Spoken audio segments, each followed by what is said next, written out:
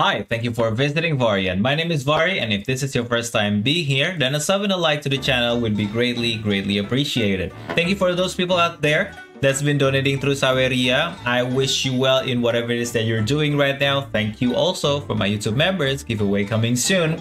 And now let's talk about AZURE DREAMS, a game from PlayStation 1 that is actually a remake from the Game Boy Color version. This game was released in the late 90s, and what you're seeing right now is the introduction cinematics and the title screen that if we usually leave it in idle, then it'll show this. An introduction to the game where we are going to be in Monsbaya, this hub town, nearby a tower, and as a main character, Ko, the red hair, not this guy is our father, named Guy. And the story basically, our father is missing from the tower. We never seen him again, and then we continue on his footstep. Basically that we could we entered the tower. We could be gathering spoils, we could get money, we could get certain items, and of course we could get monsters as well. It's either you are going to sell the eggs of the monsters or use it for your own benefit to reach higher floors in the towers, where our father doesn't seem to be found, and that's what we're trying to figure out. It's very interesting that how I came into this game, because at the time of the release, PlayStation 1, it's not easily available, or it's not at least officially available in where I am, a non-native English speaking country. And at the time I was a kid, so it's not easy for me to play lots of games and understanding it completely or right away. And this game is actually pretty simple to understand. I mean, the dialogue is straight on. I mean, you could still not understand and open up a convenient dictionary, a regular, this huge type of English dictionary to trying to translate it by yourself as a kid. This is the part that we could decide in our names with whether you want to use your own name or use the original name. You could always do that.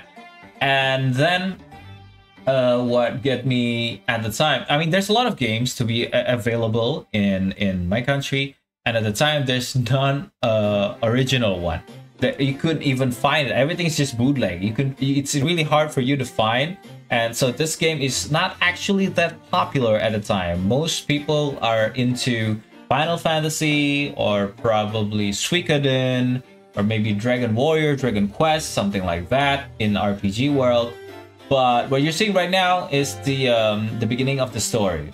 I mean, and then our father is giving us a very wise word when he said, "Listen, Ko, a man must take good care of women," which indicates, actually, I just figured out after I played the game a little bit, that you could be having a bond or social links or type of relationships with other female characters in the game. It's not like a relationship feature like in Story of Season or Harvest Moon, but you could kind of tell when it happens, because the portrait, the art style is slightly changes when the person you're affectionate with talking to you or interact with you. Now what we're seeing here in the cinematics, something happens in the tower when our father was there, and then he never returns. I mean, well, it's kind of obvious a little bit, right? What is happening right now is going with this crazy animation and visual effects as if something incredible just happens or something horrible maybe. But in the end, we gotta go to the tower. I mean, we gotta either save or find out what is happening to our father. And as you can see, this was a few years back before we grew up. And then every time that you went to the tower, you'll be able to collect some stuff. And then these stuff you'll be able to bring back. It's either you are going to use it to sell it, or there are some key items that's been requested from the townspeople to upgrade the town itself.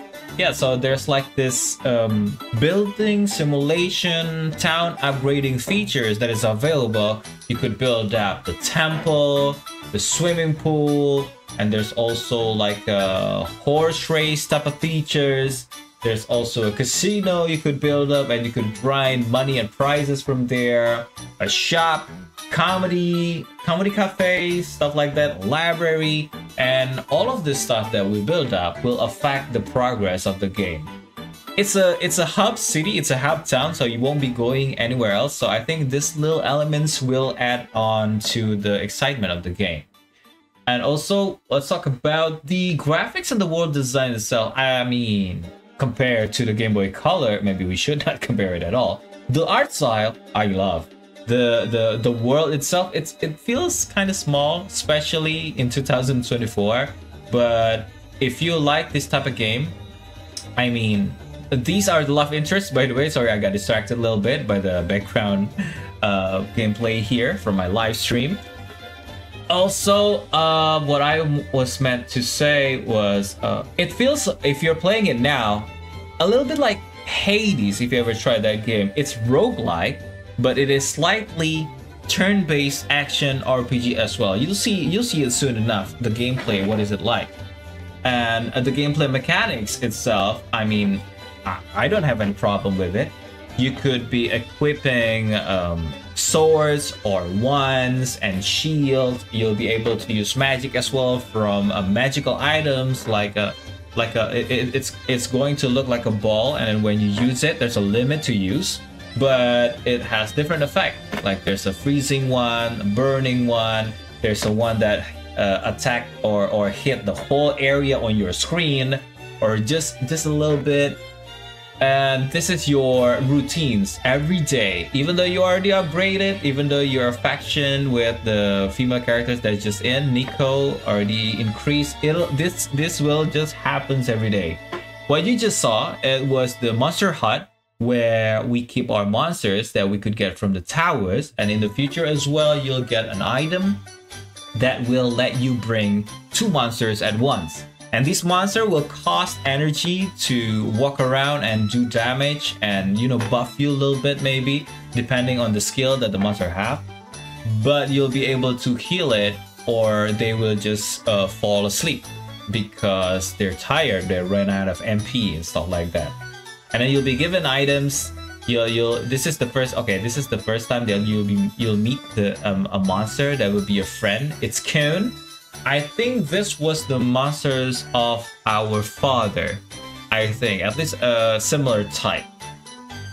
So we'll be tagging along with Cone. And why do I say the gameplay is like roguelike? Because when you enter the tower, it will always reset your level to level 1, but not your monsters. So that's how you will able to reach the top, you know, by using your monsters, which will be like higher levels every time.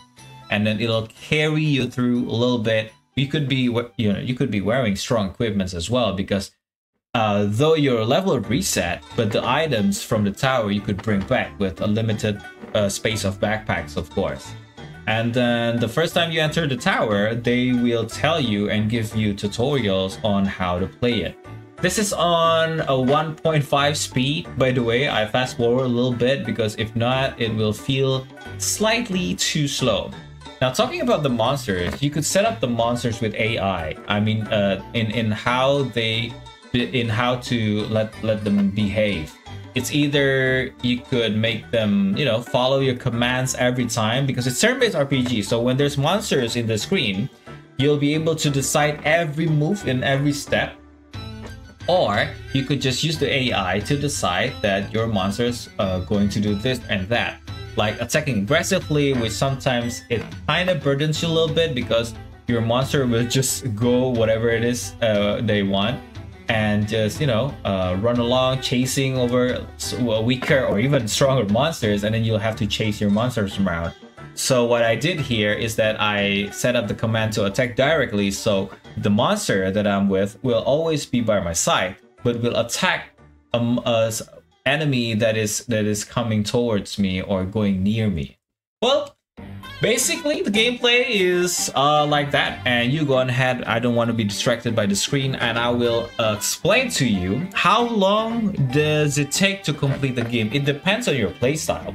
I think you could even finish it under 20 hours, I think. it's kind of difficult. Old games, retro games are mostly like that. Kind of difficult to master, but it is enjoyable for me. Especially in 2024, if I'm playing it on a mobile device. I mean, I set up an emulator for PlayStation 1 for my Android, and then I could just play it whenever and wherever that I want. Especially because there's like a save state feature, so I could continue where I left before. And also, if you don't know how to do this, not sure why. I mean, a gamer should at least understand about this a little bit, just a little bit. And you could actually check out on Play Store about DuckStation. I think there's also a tutorial everywhere on how to do this stuff. Also, what interests me the most about this type of game, because I couldn't find anything like this anymore. I mean, Hades is roguelike, but it's not like this. This is much more simple. And I think it feels like up my alley because it almost like a turn-based RPG. Here's the most of the tutorials, so it's gonna take you a while. You know, you got some shield, you equip it, you got swords, you equip it. So if there's like an indie game 2004 and then using this battle mechanics or gameplay system, you can see that I just pick up an egg there. It feels like dinosaur egg every time. So I just love it. I love this texture, I love the graphic. It is upscaled a little bit because I'm playing it on emulator, but it's not really far off from the original graphics actually. So would I recommend this game? I would if you are planning to play it either on handheld or on mobile device. I mean, if you love it that much that you're playing it on your PC, then be my guest. That's how I played on this one, but I was doing live stream.